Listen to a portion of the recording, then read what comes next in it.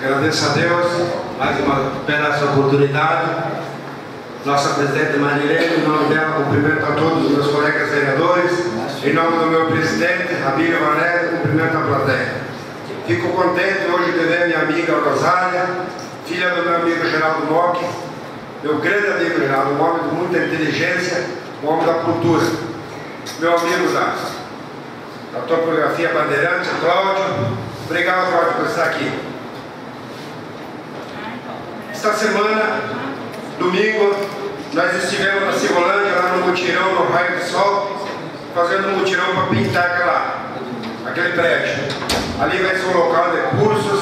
Estivemos ali com o pessoal, com o Jair Santana, José Pereira, José Inácio, Urso Pereira também, o Wilson Teixeira, o Línio, a Alzira, a Valdireia e a Natália. Estivemos ali, almoçamos ali, eu ajudei um pouco, depois tive que sair, porque tinha aniversário de minha mãe. Mas quando a gente pega na comunidade e faz um mutirão, com pouca coisa você faz serviço. Não precisa, ganhamos a tinta e fizemos o serviço como bem feito lá. Também queria pedir ao Luiz para viabilizar o convênio da SEMAC aos servidores de aprendizagem, para aprender os nossos jovens a trabalhar, fazer cursos aqui. Nós temos o Senai, nós precisamos mais. Essa é uma firma boa, barata, para trazer para esse jovem aprender a trabalhar e parar de bagunçar na cidade. Trabalhar, aprender, e tem muito serviço. Aí está faltando mão de obra em Coxim, principalmente pedreiro, carpinteiro, eletricista. Também queria pedir para o secretário da obra, o Carlão, que faça uma limpeza na Civolândia. Civolândia foi feita uma limpeza, mas foi deixado os montes ali, sofá velho, tranqueira, monte de cisco, precisa retirar aqueles montes de cisco dali, senão não adianta fazer limpeza. Tem que limpar e muito vai tirar. Os montes estão tudo lá. O pessoal está enterrando o cachorro morto em cima daqueles montes, jogando, lá está uma caatinga lá. Tem que ali retirar aqueles montes que está feio demais. Civolândia precisa de uma atenção melhor. Também peço a recuperação da ponte do Fortaleza. Aquela ponte está caindo. Parece que as duas pontes que eu falei já caiu. Então, minha boca é que ela ali está caindo também, está botando em risco os ônibus estudantes que cruzam em cima daquela ponte, os caminhões boiadeiros que cruzam ali. Aquela ponte não é da competência do município de Coxim, mas tem que arrumar antes que aconteça o acidente. Pois não, vereador? Esclarece isso na parte. Pois não. Já foi feita essa indicação, reiteração. O vereador aqui, o Franciel, também fez uma indicação, e eu fiz essa indicação diretamente ao Giroto, através do deputado Júnior Mó. Ele assumiu o compromisso que vai fazer a ponte concreta ali. Sabemos que aquela ponte concreta tem que ser feita o quanto antes possível. Ali passa 2 ônibus transportando crianças todos os dias. Não é só os ônibus, então passa vários caminhões ali. Caminhões com gado, tudo. Já imaginou cair num caminhão ou um ônibus cheio de crianças lá embaixo, na infanceira? O que vai acontecer? Coxim vai aparecer na mídia, aí depois que eles vão fazer alguma coisa, tem que fazer agora, não é depois que acontece o desastre. Muito obrigado. Obrigado, vereador.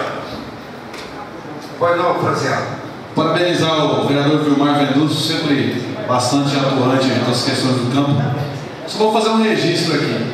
Aquela ponte ali, ela está uma vergonha. Aquela ponte, infelizmente, ela vai cair. Agora eu só espero que não me venham fazer uma reforma numa ponte de madeira, né? Nós estamos aí já no século XXI e o povo fazendo ponte de madeira. Eu não sei porquê, vereador Vladimir Ferreira sempre questiona as obras. Eu não sou construtor de ponte, mas deve ser bem interessante fazer uma ponte de madeira.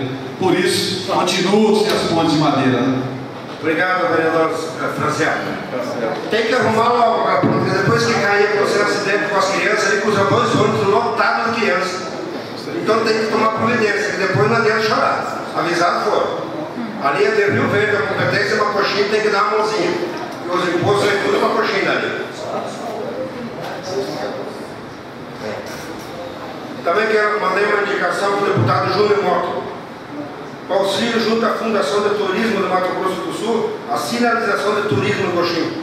Aqui em Coxim os turistas chegam aqui, não sabem onde é a senzala, não sabem onde é o pé de serra, não sabem onde é o parque artemático do Zé Português, não sabe daqui a pizzaria, tem que colocar as placas. Aí eu pedi para o Júnior Mock interferir junto à Secretaria de Turismo do Mato Grosso do Sul. Eu tenho certeza que o Júnior Mock vai nos atender.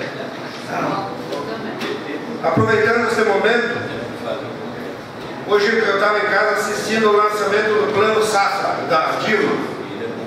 Então a Dilma largou o Plano Safra. Quinta-feira vai anunciar para a agricultura familiar 700 milhões.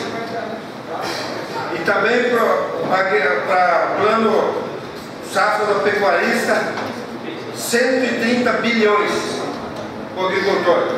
Para fazer armazéns, fazer irrigação e tem um programa agora para áreas degradadas. O Brasil vai produzir, triplicar a produção sem derrubar nenhuma árvore.